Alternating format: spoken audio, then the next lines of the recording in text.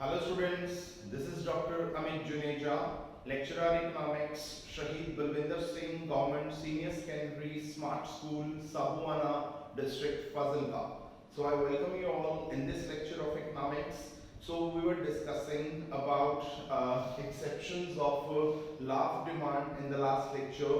So in that lecture we have discussed two exceptions of law of demand. One are the demonstrative goods which are called Veblen goods and number two are the ignorances of the consumer. मतलब हमने last lecture के अंदर दो बातें की थी कि जो लॉ ऑफ डिमांड की एक्सेप्शंस हैं मतलब जिन पर लॉ ऑफ डिमांड एप्लीकेबल नहीं होता वो एक तो वहां पर नहीं होता जहां पर जो गुड्स होती हैं वो डेमोन्स्ट्रेटिव गुड्स होती हैं मतलब ऐसी चीजें जिनको हम दूसरों को दिखाने के लिए जो है वो यूज किया करते हैं। Number two, law of demand वहां पर एप्लीकेबल नहीं होता जब कोई कंज्यूमर किसी भी कमोडिटी की जो क्वालिटी है उसको उसके प्राइस के साथ जो है वो कोरिलेट करना शुरू कर देता है। मतलब जब वो ये समझता है कि कोई भी चीज जिसका प्राइस ज्यादा होता है वो अच्छी क्वालिटी की होती है और जिसका प्राइस कम होता है वो घटिया क्वालिटी की होती है,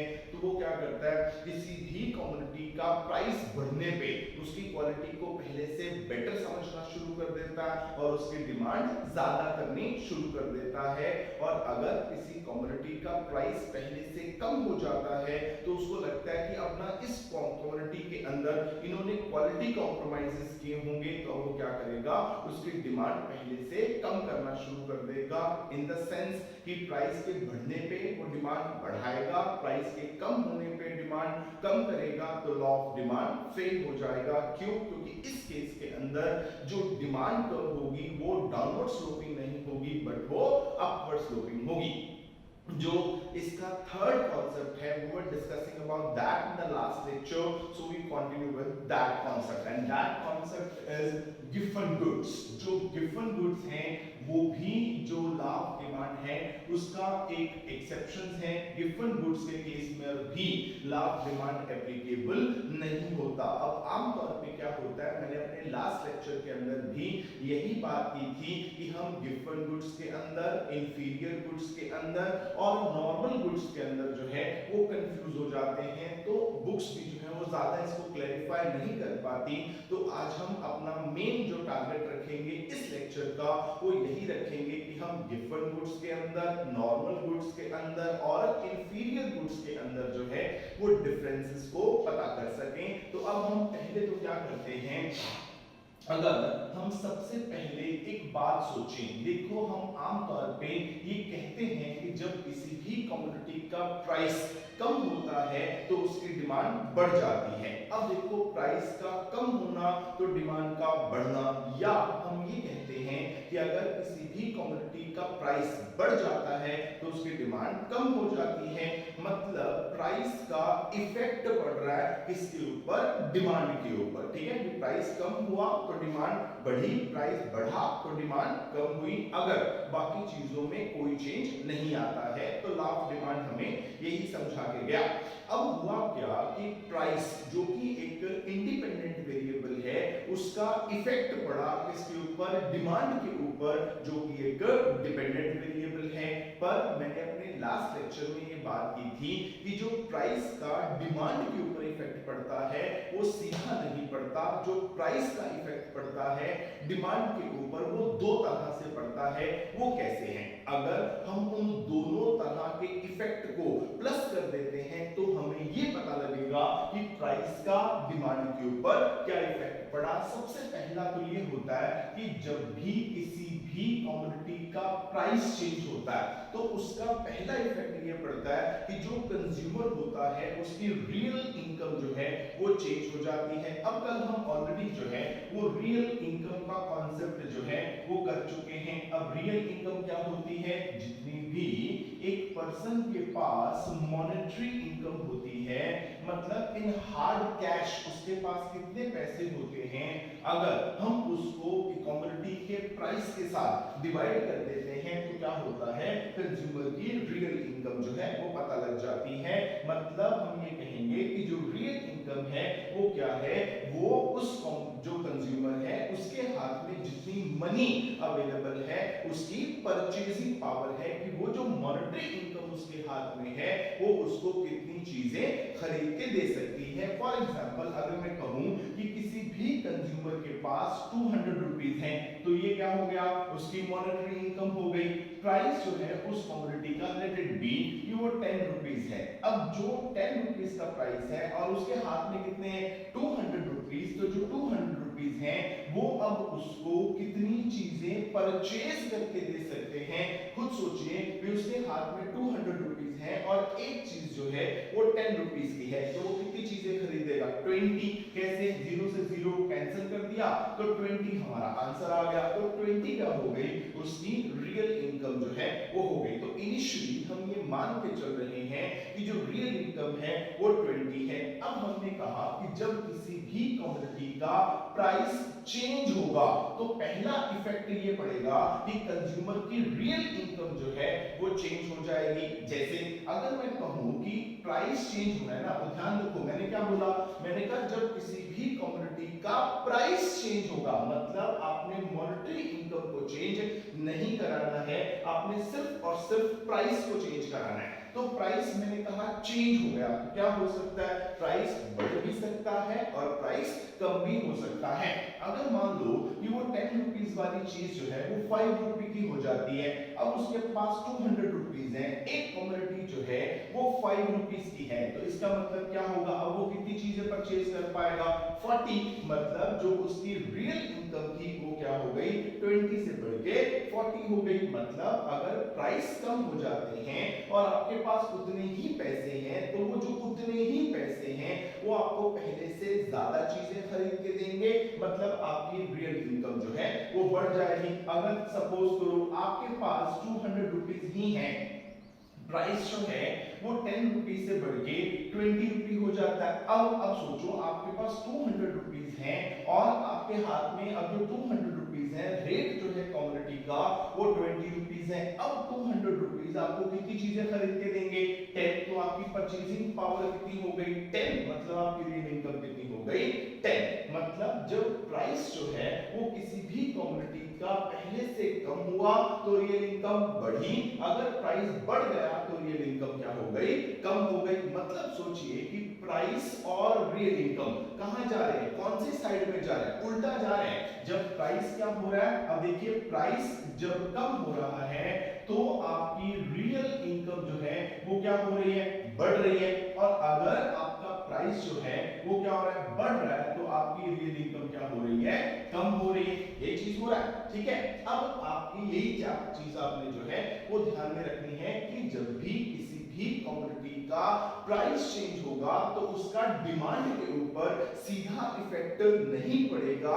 मतलब क्या होगा कि सबसे पहले तो ये होगा कि जब प्राइस चेंज होगा कंज्यूमर की रियल इनकम जो है वो चेंज हो जाएगी। रियल इनकम का चेंज होना मतलब, अब रियल इनकम क्या है, रियल इनकम है भी जो भी उसके हाथ में पैसे हैं उनकी परचेजिंग पावर, मतलब वो कितनी चीजें खरीदेगा।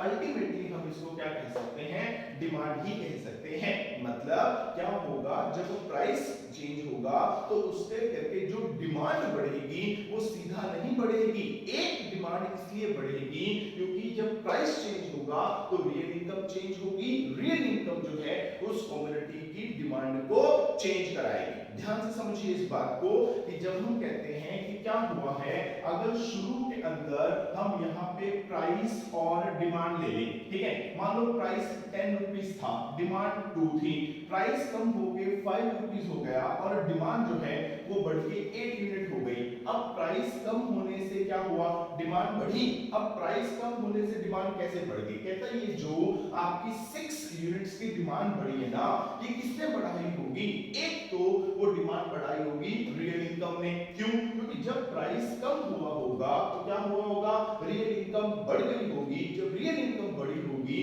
मतलब परचेजिंग पावर बढ़ी होगी, तो परचेजिंग पावर बढ़ी होगी तो उसने कमोडिटी की डिमांड को जो है वो बढ़ा दिया होगा। क्यों, क्योंकि देखो जब हम रियल इनकम की बात करते हैं, रियल इनकम का मतलब होता है कि आपके हाथ में जितने पैसे हैं वो आपको कितनी चीजें खरीद के दे सकते हैं, दैट्स योर परचेजिंग पावर। सो अगर मॉनेटरी इनकम उतनी ही रहे, प्राइस हो जाए पहले से कम, अगर प्राइस कम होगा तो परचेजिंग पावर बढ़ेगी, मतलब आप पहले से ज्यादा परचेज कर सकते हैं, मतलब आप पहले से ज्यादा डिमांड कर सकते हैं। अगर प्राइस बढ़ जाएगा तो आपकी परचेजिंग पावर कम हो जाएगी, मतलब अब आप पहले से कम परचेज करेंगे, मतलब आप पहले से कम डिमांड करेंगे। तो एक डिमांड कौन बढ़ाएगा?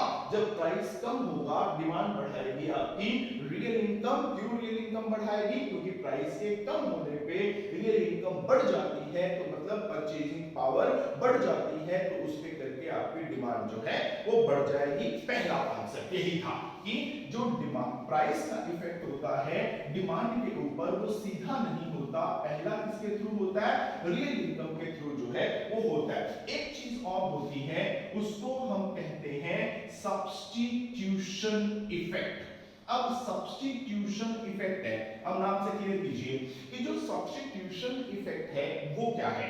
वो अब नाम से इसको क्लियर करें तो सब्स्टिट्यूशन इफेक्ट जो है वो सब्स्टिट्यूट कमोडिटीज में लगेगा, अब कॉम्प्लीमेंट्री गुड्स में तो लगेगा नहीं। अब क्या हुआ, सपोज कीजिए कि हम यहाँ पे प्राइस ले लेते हैं और यहाँ पे हम डिमांड ले लेते हैं, ठीक है। तो प्राइस है हमारे पास कोक का और डिमांड भी है हमारे पास कोक की, ठीक है। अब क्या हुआ कि पहले कोक जो है सपोज करो कि वो 15 रुपीस की आती थी और हम जो है वो 3 कोक परचेज करते थे, ठीक हो गया।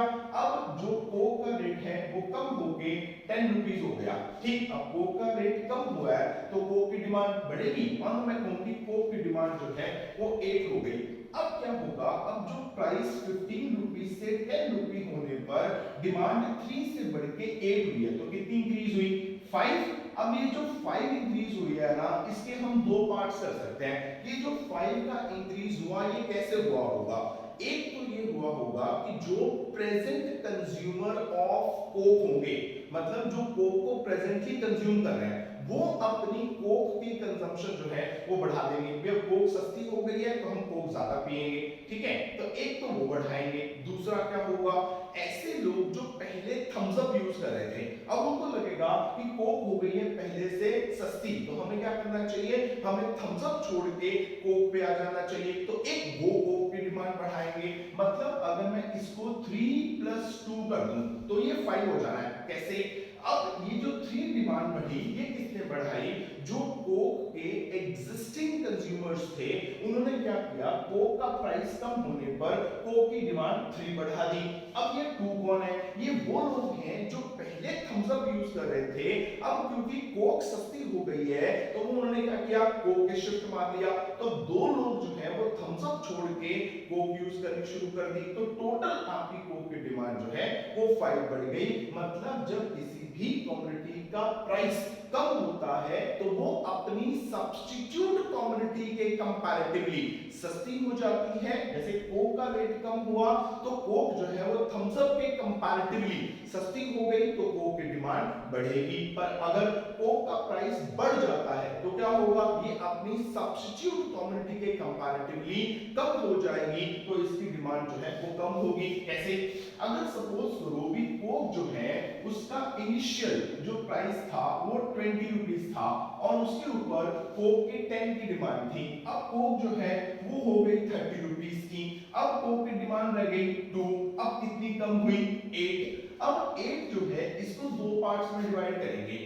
एक तो क्या होगा कि जब कोक का रेट बढ़ेगा तो ये होगा कि कोक के जो एग्जिस्टिंग कंज्यूमर्स हैं वो कोक को छोड़ के चले जाएंगे। मान लो कि कोक के 5 एग्जिस्टिंग कंज्यूमर्स जो हैं वो कोक को छोड़ के चले गए। दूसरा क्या होगा, ऐसे लोग जो पहले थम्स अप को छोड़ के कोक परचेज करने आए थे वो भी वापस निकल जाएंगे, तो 3 वो निकल गए, तो 5 और 3 कितना हो गया? 8। तो सब्स्टिट्यूशन इफेक्ट क्या होता है कि जब किसी भी कमोडिटी का प्राइस चेंज होता है तो क्या होगी, या तो अपनी सब्स्टिट्यूट कमोडिटी के कंपैरेटिवली सस्ती हो जाएगी या अपनी सब्स्टिट्यूट कमोडिटी के कंपैरेटिवली महंगी हो जाएगी। तो this is called substitution effect. मतलब अगर मैं बोलूं कि कोई भी कमोडिटी जो है अगर हम उसका यहाँ पे प्राइस लिख लें तो यहाँ पे हम उसकी डिमांड लिख लें। हम आमतौर पे क्या करते हैं, जब डिमांड शेड्यूल बनाते हैं हम सीधा लिखते हैं, हम लिखते हैं प्राइस जो था वो 5 रुपीस था, डिमांड जो है वो 10 यूनिट्स की थी, प्राइस कम होके 1 रुपी हुआ, डिमांड बढ़ के 20 यूनिट हो गई। तो अब ये जो डिमांड बढ़ी है ना, ये सीधा नहीं बढ़ी होगी, कैसे? क्योंकि जब प्राइस कम हुआ होगा तो अब ये सोचो कि यहाँ पे टोटल 10 डिमांड जो है वो आपकी इंक्रीज हुई है। अब ये 10 डिमांड किसने इंक्रीज कराई? इस 10 के आप दो पार्ट्स कर सकते हैं। ये जो 10 डिमांड आपकी बढ़ी है ये दो पार्ट्स में डिवाइड होगी। एक तो क्या हुआ होगा कि जब प्राइस कम हुआ होगा तो कंज्यूमर की रियल इनकम जो है वो क्या हुई होगी, बढ़ गई होगी, क्योंकि प्राइस कम हुआ है, उसके पास जितने पैसे पहले थे अभी भी उतने ही पैसे हैं, तो उनकी क्या होगी, परचेसिंग पावर बढ़ गई होगी। तो उसने क्या किया होगा, डिमांड बढ़ा दी होगी, तो उसने 6 डिमांड जो है वो बढ़ा दी। 6 डिमांड किसने बढ़ाई, रियल इनकम ने, क्योंकि जब प्राइस कम हुआ कंज्यूमर की रियल इनकम बढ़ गई, रियल इनकम बढ़ी मतलब उसकी परचेसिंग पावर बढ़ी, तो उसने डिमांड ज्यादा करनी शुरू कर दी, तो 6 डिमांड जो है वो उसने बढ़ा दी। दूसरा इफेक्ट क्या पड़ा होगा कि जब उस कमोडिटी का प्राइस कम हुआ होगा वो कमोडिटी अपनी सब्स्टिट्यूट कमोडिटी के कंपैरेटिवली सस्ती हो गई होगी। तो क्या हुआ होगा कि जो उसकी सब्स्टिट्यूट गुड को कंज्यूम कर रहे थे वो उसको छोड़ के ये कमोडिटी कंज्यूम करने के लिए आगे होंगे, तो 4 डिमांड उन्होंने बढ़ा दी, तो टोटल डिमांड कितनी बढ़ी, 10 बढ़ी। मतलब जो प्राइस का इफेक्ट पड़ेगा किसके ऊपर, डिमांड के ऊपर, तो किसके थ्रू पड़ेगा, पहले रियल इनकम चेंज होगी फिर सब्स्टिट्यूशन इफेक्ट पड़ेगा। अगर हम इन दोनों को ऐड कर देते हैं तो आपको ये पता लग जाएगा कि प्राइस का अल्टीमेटली डिमांड के ऊपर क्या इफेक्ट जो है वो पड़ने वाला है। मतलब हम प्राइस का इफेक्ट डिमांड के ऊपर सीधा पता नहीं लगा सकते, हमें कैसे पता लगाना पड़ेगा, पहले ये देखना पड़ेगा कि प्राइस का रियल इनकम के ऊपर क्या इफेक्ट पड़ा, फिर प्राइस का सब्स्टिट्यूशन कमोडिटीज पे क्या इफेक्ट पड़ा, फिर इन दोनों का जब इफेक्ट हमें इंडिविजुअली पता लग जाएगा फिर इन दोनों को ऐड करके हम प्राइस का इफेक्ट जो है वो पता लगा लेंगे। अब सोचो अगर हमें इस चीज का पता लगाना है तो हम क्या करेंगे, हम 3 तरह की कमोडिटीज के केस में इस इफेक्ट का पता लगाते हैं ताकि हम तीनों को जो है वो डिफरेंशिएट कर सकें। तो यहाँ पे हो गया प्राइस का इफेक्ट कि क्या पड़ने वाला है, वो किसके बराबर है, वो एक तो है आपका इनकम इफेक्ट प्लस इसको क्या बोलेंगे, सब्स्टिट्यूशन इफेक्ट। ठीक है, अब इसमें क्या होगा, जो भी आपका इनकम इफेक्ट होगा या सब्स्टिट्यूशन इफेक्ट होगा ये या तो पॉजिटिव हो सकते हैं या ये नेगेटिव हो सकते हैं। पॉजिटिव और नेगेटिव होने का मतलब क्या है कि जिस डायरेक्शन में प्राइस जाए अगर तो ये इफेक्ट उसी डायरेक्शन में जाए तो क्या होगा, पॉजिटिव, और अगर उल्टा डायरेक्शन में जाए तो नेगेटिव। अब क्या होगा, सबसे पहले हम बात करते हैं नॉर्मल गुड्स की। अब नॉर्मल गुड्स के केस में क्या होता है हम उस चीज को जो है वो एक्सप्लेन करेंगे। इसके अंदर क्या होता है ये चीज याद रखनी है कि जो सब्स्टिट्यूशन इफेक्ट है वो हर एक कमोडिटी के केस में क्या होता है, नेगेटिव होता है। नेगेटिव होने का मतलब क्या, कि जिस कमोडिटी का रेट बढ़ेगा ये उसकी डिमांड को कम कराएगा, जिसका रेट कम होगा ये उसकी डिमांड को बढ़ाएगा। मतलब इसमें क्या करना है, प्राइस के उल्टा चलना है। ठीक, नेगेटिव का मतलब क्या हुआ कि ये प्राइस के उल्टा जाएगा।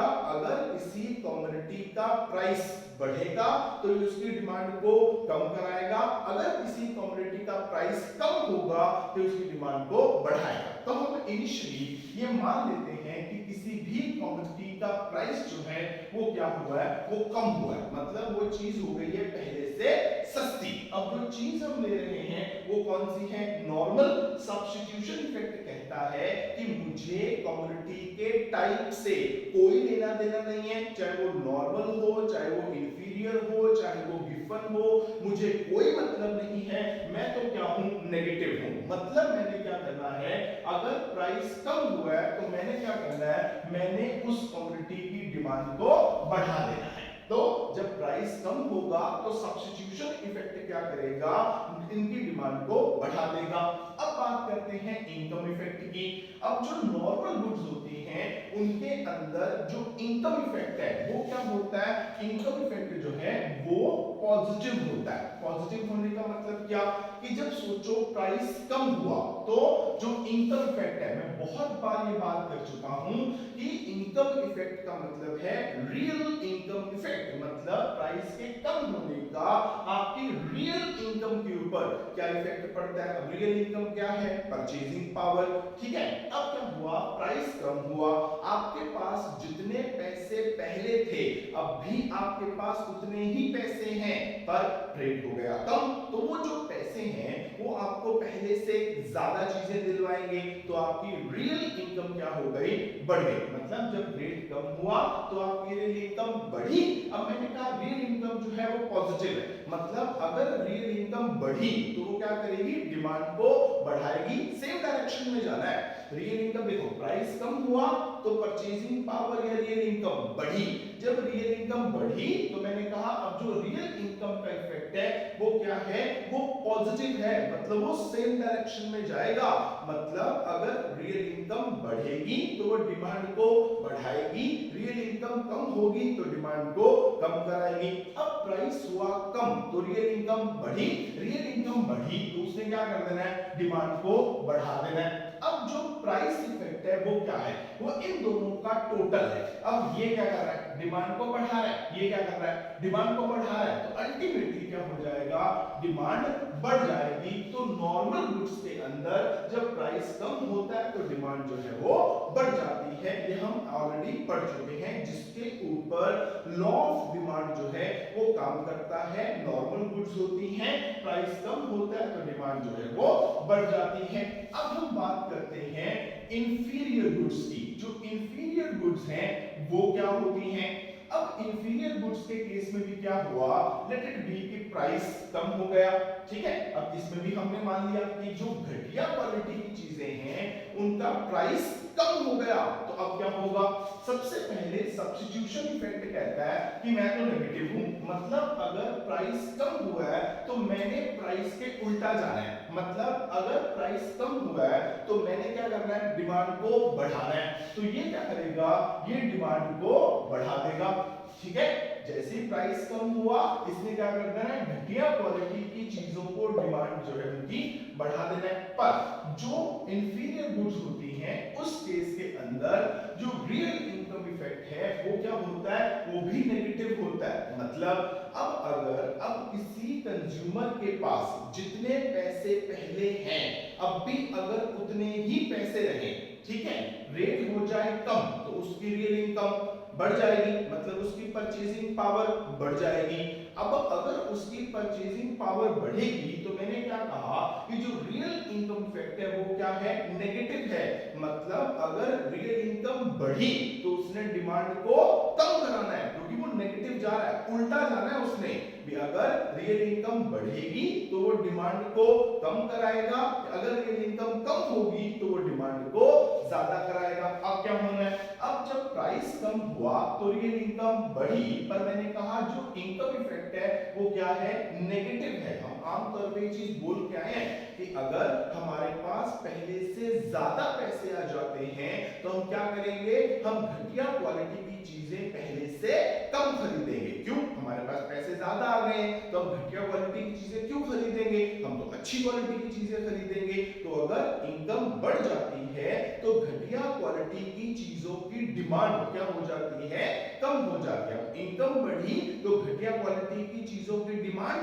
कम हुई, तो इनकम बढ़ी तो डिमांड कम हुई, तो उल्टा गए ना, तो क्या हो गया, नेगेटिव। तो अब इसने क्या करना है, अब प्राइस कम हुआ, प्राइस कम होने से रियल इनकम बढ़ी, इसने क्या कर देना है, इसने डिमांड को कम करा देना है, ठीक है। अब सोचो, अब एक जो है वो क्या कर रहा है, डिमांड को बढ़ा रहा है, एक क्या कर रहा है, डिमांड को कम करा रहा है। अब ये डिमांड को बढ़ा रहा है, ये डिमांड को कम करा रहा है, अल्टीमेटली क्या होगा, अल्टीमेटली डिमांड बढ़ेगी कि कम होगी, वो इस बात पे डिपेंड करता है कि ये डिमांड को कितना बढ़ाता है और ये डिमांड को कितना कम कराता है। अब जब इंफीरियर गुड्स होती हैं, घटिया क्वालिटी की चीजें होती हैं, उनके ऊपर हम अपनी इनकम का बहुत छोटा सा सेगमेंट खर्च कर रहे होते हैं, हम ज्यादा घटिया क्वालिटी की चीजें नहीं खरीदते हैं, तो क्या होगा, मैंने क्या कहा, मैंने कहा हम अपनी इनकम का एक बहुत छोटा सा सेगमेंट जो है वो खर्च कर रहे होते हैं, जो घटिया क्वालिटी की चीजें हैं। अगर अपनी इनकम का एक बहुत छोटा सा सेगमेंट खर्च कर रहे होते हैं, तो अब इनकम का बड़ा छोटा सेगमेंट खर्च करना मतलब इनकम इफेक्ट जो है वो उतना पावरफुल नहीं होता, मतलब ये उतना पावरफुल नहीं है, मतलब ये जो डिमांड कम कराएगा ये थोड़ी सी कम कराएगा, ये क्या करेगा, डिमांड बढ़ाएगा तो ज्यादा बढ़ाएगा। इसलिए मैंने क्या किया, इसका एरो छोटा लगाया, इसका एरो बड़ा लगाया, मतलब इसने डिमांड ज्यादा बढ़ानी है, इसने डिमांड थोड़ी सी कम करनी है। सपोज करो भी ये डिमांड को 5 प्लस कर देता है, ये डिमांड को 2 कम कर देता है, तो अल्टीमेटली क्या होगा, डिमांड आपकी 3 बढ़ जाएगी। तो जो इंफीरियर गुड्स होती हैं उनके अंदर भी आपका लास्ट डिमांड इंक्रीमेंट होता है, मतलब अगर इंफीरियर गुड्स हैं, अगर प्राइस कम होगा तो उनकी डिमांड जो है वो बढ़ जाएगी। अब आते हैं हम गिवन गुड्स पे कि गिवन गुड्स क्या होती हैं, उनके अंदर भी हम क्या करते हैं, मान लेते हैं कि गिवन गुड्स का प्राइस भी जो है वो कम हो गया। अब सब्स्टिट्यूशन इफेक्ट क्या कहता है, वो कहता है मैं तो क्या हूं, मैं तो नेगेटिव ही हूं, ठीक है, मेरा काम तो नेगेटिव ही है, मतलब अगर इसका रेट कम होगा तो मैंने क्या कर देना है, डिमांड जो है उसको बढ़ा देना है। तो गिवन गुड के केस में भी जब प्राइस कम हुआ तो क्या हुआ, डिमांड बढ़ी, ठीक है, प्राइस कम होने पे डिमांड बढ़ गई, तो प्राइस कम हुआ तो डिमांड बढ़ी, मतलब डिमांड क्या गई उल्टा, तो ये क्या हो गया, नेगेटिव। अब जो गिवन गुड है उनके केस में जो इनकम इफेक्ट है वो भी क्या होता है, नेगेटिव होता है। क्यों, अब सोचो जो गिवन गुड्स हैं वो कौन सी होती हैं, आमतौर पे हम कहते हैं कि जो दिखावे वाली चीजें हैं वो गिवन गुड्स होती हैं। अब दिखावे वाली चीजों का जो रेट है वो क्या हो गया, कम हो गया, रेट कम हुआ तो परचेजिंग पावर बढ़ गई। अब क्या होगा, जब वो जो दिखावे वाली चीज है उसका रेट ही कम हो गया, आप उसको ज्यादा क्यों खरीदेंगे, सोच के देखो, अगर गोल्ड का रेट जो है, मैंने एग्जांपल दिया था कि अगर वो 40,000 पर 10 ग्राम से कम होके 400 रुपीस पर 10 ग्राम हो गया तो क्या होगा, अब रेट 400 रुपीस पर 10 ग्राम हो गया तो क्या होगा, अब आपके पास जितने पैसे पहले थे अभी भी उतने ही हैं, पहले भी आपके पास 40,000 थे, अभी भी आपके पास 40,000 है, पहले 40,000 थे और 10 ग्राम गोल्ड का रेट जो है वो भी 40,000 था, ठीक है, तो आपके पास जो पैसे थे आप उससे 10 ग्राम ऑफ गोल्ड जो है उसकी डिमांड कर सकते थे। कैसे, खुद सोचो कि यहाँ पे प्राइस है और यहाँ पे डिमांड है, जो गोल्ड का रेट है वो है 40,000 पर 10 ग्राम और आपके पास इनकम जो है वो भी 40,000 थी, तो आप कितनी ग्राम गोल्ड की डिमांड करेंगे, 10 ग्राम। अभी भी अब रेट कितना हो गया, 400 ग्राम, ठीक है, अब आपके पास 40,000 रुपीस ही हैं। अब अगर आप चाहें तो कितनी डिमांड कर सकते हैं, अब यहाँ पर आप डिमांड जो है वो राइज कर सकते हैं, पर आप ये राइज नहीं करेंगे। क्यों नहीं करेंगे, क्योंकि आपको लगता है कि अब गोल्ड जो है वो तो 400 का हो गया, ठीक है, अब आपके पास 40,000 है, आप चाहें तो यहाँ पर 100 ग्राम ऑफ गोल्ड जो है वो परचेज कर सकते हैं, मतलब अब आपकी परचेजिंग पावर इसकी उस 40,000 रुपीस की जो पहले कितनी थी 10 ग्राम अब कितनी हो गई 100 ग्राम, परचेजिंग पावर बढ़ी, रियल इनकम बढ़ी, पर आप क्या होगा, मैंने क्या कहा, रियल इनकम क्या हो गई, बढ़ गई, पर मैंने कहा कि रियल इनकम फैक्टर जो है वो क्या है, वो नेगेटिव है, मतलब अगर रियल इनकम बढ़ेगी तो वो क्या करेगी, उसकी डिमांड को कम कराएगी। क्यों कम कराएगी, क्योंकि अब तो डेमोंस्ट्रेटिव गुड्स हैं, जब आपके पास रियल इनकम बढ़ जाएगी,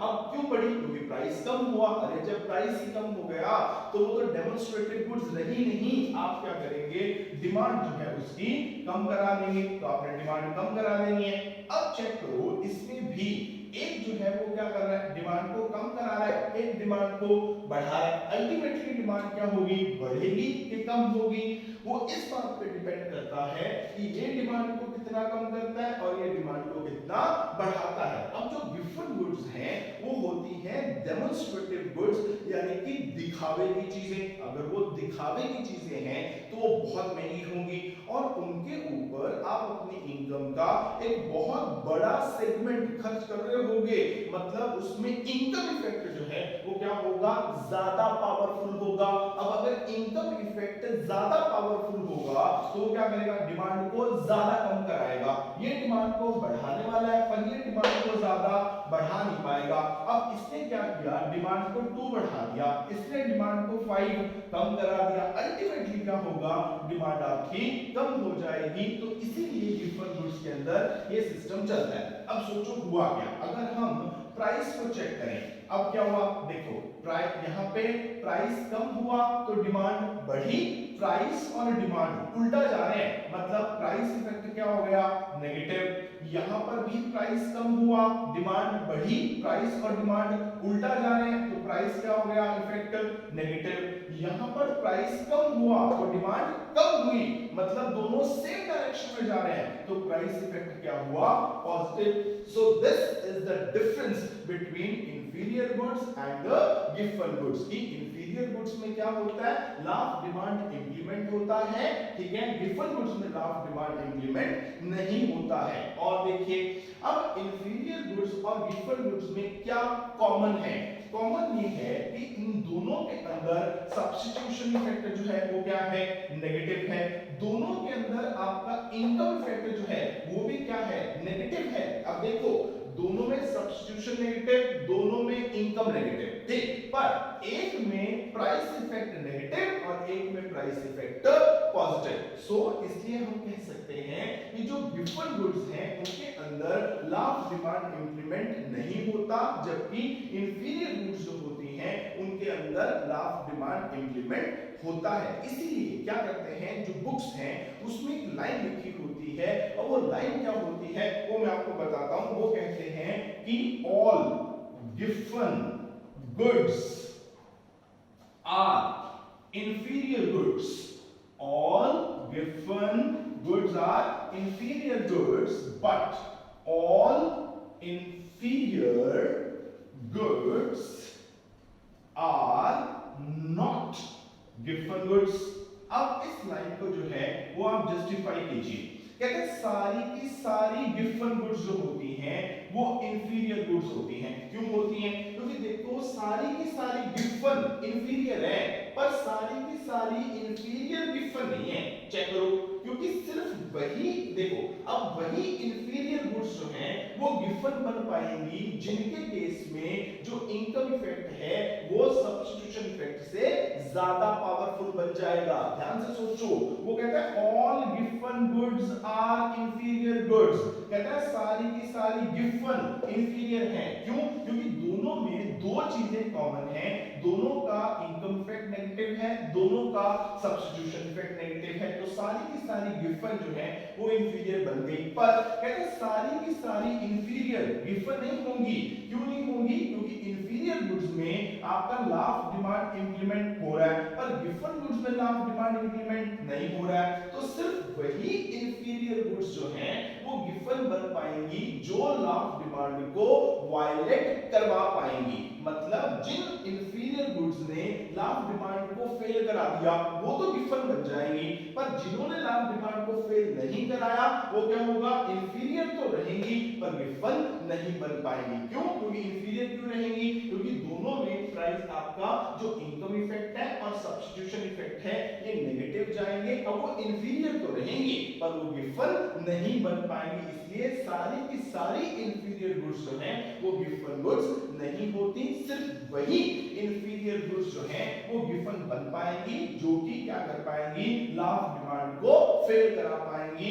इसलिए सारी की सारी इंफीरियर गुड्स जो है वो गिवन गुड्स नहीं होती। So this is the basic difference between normal goods, inferior goods and the given goods. जो नॉर्मल गुड्स होती हैं उनके अंदर लॉ ऑफ डिमांड इंप्लीमेंट होता है, जो इंफीरियर गुड्स हैं वहां पर भी लॉ ऑफ डिमांड इंप्लीमेंट होता है, जो गिवन गुड्स हैं वहां पर लॉ ऑफ डिमांड इंप्लीमेंट नहीं होता। मतलब अगर गिवन गुड्स सस्ती हो गई तो इनका रेट बढ़ जाएगा और अगर गिवन गुड्स गुड जो है वो महंगी हो गई तो इनका डिमांड जो है वो बढ़ जाएगी, क्योंकि गिवन गुड्स में केस में क्या है, जो प्राइस इफेक्ट है वो पॉजिटिव है, मतलब प्राइस डिमांड को अपनी साइड में लेके जाएगा। प्राइस कम होगा डिमांड कम होगी, प्राइस ज्यादा होगा डिमांड ज्यादा होगी। So this is the case of given goods. अब ना एक गुड्स हम और इसमें लेके चलते हैं जिसको हम कहते हैं वेबलन गुड्स। अब आमतौर पे ना हम गिवन गुड्स और वेबलन गुड्स दोनों को ना एक ही समझ लेते हैं। एक होती है गिवन गुड्स और एक होती है वेबलन गुड्स। अब आमतौर पे ना दोनों को सेम ही समझ लेते हैं। अब दोनों की ना एक कैरेक्टरिस्टिक है, वो ये है कि अब अगर इन दोनों का प्राइस बढ़ेगा तो डिमांड बढ़ेगी, इसके केस में भी प्राइस बढ़ेगा तो डिमांड बढ़ेगी, ये तो कॉमन है। ठीक है, आपको ना गिवन गुड की एग्जांपल देता हूं मैं, गोल्ड। ठीक है, gold is a given good. Gold का प्राइस बढ़ेगा तो डिमांड बढ़ेगी, क्यों? क्योंकि वो तो डेमोंस्ट्रेटिव गुड है। अगर उसका रेट बढ़ने वाला है तो लोग क्या करेंगे, लोग उसका ज्यादा डेमोंस्ट्रेशन कर पाएंगे, डिमांड क्या होगी, बढ़ेगी।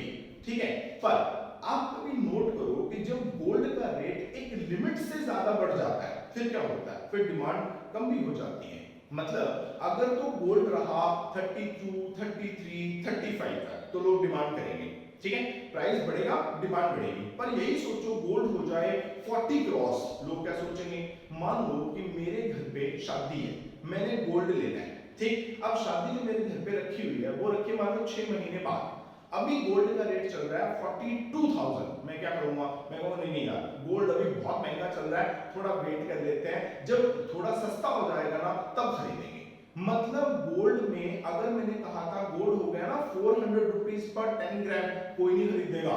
यानी प्राइस कम होगा तो डिमांड कम होगी, प्राइस ज्यादा होगा तो डिमांड ज्यादा होगी। पर गिवन गुड्स में क्या होता है, अगर प्राइस एक लिमिट से ज्यादा बढ़ गया तो क्या होगा, अगर वो लिमिट क्रॉस हो जाती है तो क्या होगा, अगर प्राइस बढ़ गया तो डिमांड क्या हो जाएगी, कम हो जाएगी। मतलब गिवन गुड्स में जो लॉ ऑफ डिमांड फेल होता है वो एक लिमिट तक फेल होता है, उसके बाद लॉ ऑफ डिमांड लगना शुरू हो जाता है। मतलब अगर गोल्ड का रेट 35, 36 की रेंज में रहता है, लोग गोल्ड की डिमांड करेंगे, प्राइस बढ़ेगा डिमांड बढ़ेगी, लॉ ऑफ डिमांड फेल होगा।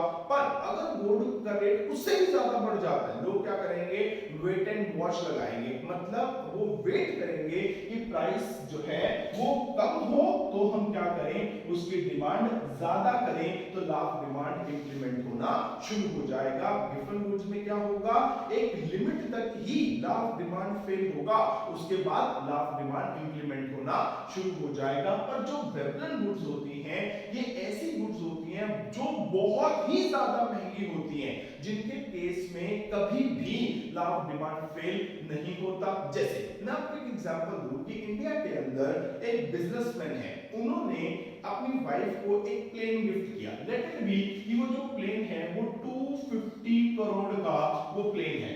ठीक है, तो उन्होंने उसको गिफ्ट किया।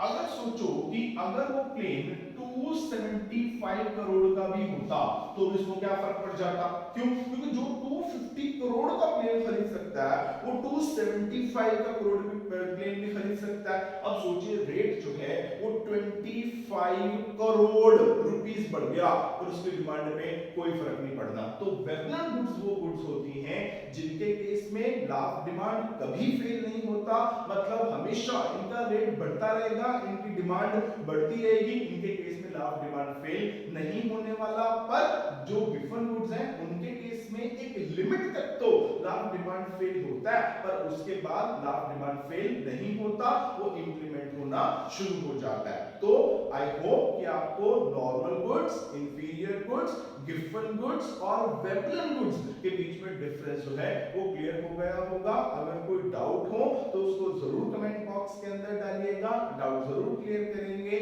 चैनल को सब्सक्राइब जरूर कीजिएगा। तो मिलते हैं अपने अगले लेक्चर के अंदर। Thank you very much.